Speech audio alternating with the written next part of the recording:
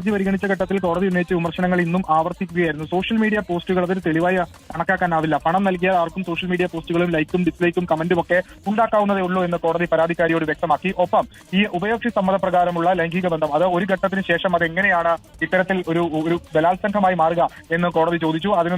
അതുമായി ബന്ധപ്പെട്ടുള്ള കൃത്യമായ മറുപടികൾ വേണമെന്ന് കോടതി ആവശ്യപ്പെട്ടിരുന്നു. ഒപ്പം പരാതിക്കാരി സോഷ്യൽ മീഡിയ പോസ്റ്റുകൾ ഹാജരാക്കിയിരുന്നു. നേരത്തെ വേടനെതിരെ ചില പെൺകുട്ടികൾ രംഗത്ത് വന്നതിന്റെ തെളിവുകളാണ് ഹാജരാക്കിയത്. അതിൽ കോടതി ചില അതിർത്തിയും രേഖപ്പെടുത്തിയിരുന്നു. വേടനാകട്ടെ വ്യക്തമാക്കിയത് തന്നെ മനഃപൂർവ്വം ഒരു സംഘം ആളുകൾ കൊടുക്കാൻ ശ്രമിക്കുന്നുണ്ട്. താനൊരു കലാകാരനാണ്, അതുമായി ബന്ധപ്പെട്ട് തന്നെ കൊടുക്കാൻ ശ്രമിക്കുന്നതിന്റെ ആളുകളുടെ തെളിവുകൾ തന്റെ മക്കളുണ്ട് എന്ന് വേടനും വ്യക്തമാക്കി. അങ്ങനെയാണെന്ന് വാദം പൂർത്തിയായത്. ബുധനാഴ്ച വേടന് മുൻകൂർ ജാമ്യാപേക്ഷയിൽ വിധി പറയും. ഇതിനിടയിലാണ് വേടനെതിരെ മറ്റൊരു കേസ് കൂടി സെൻട്രൽ പോലീസ് രജിസ്റ്റർ ചെയ്തിരിക്കുന്നത്. 354 വകുപ്പ് പ്രകാരമാണ് കേസ് എടുത്തിരിക്കുന്നത്. മുഖ്യമന്ത്രിക്ക് ലഭിച്ച പരാതിയിൽ ഒരെണ്ണം എറണാകുളം കൊച്ചി സിറ്റി പോലീസ് കമ്മീഷണർക്ക് കൈമാറിയിരുന്നു. ആ പരാതി സെൻട്രൽ പോലീസിലേക്ക് ഹാൻഡ് ഓവർ ചെയ്തു. തുടർന്നാണ് വേടനെതിരെ 354 വകുപ്പ് പ്രകാരം കേസ് എടുത്തിരിക്കുന്നത്. നോൺ ബെയിലബിൾ വകുപ്പാണ്. ഒരുപക്ഷെ ഈ കേസിൽ, അതായത് ബലാത്സംഗ കേസിൽ ജാമ്യം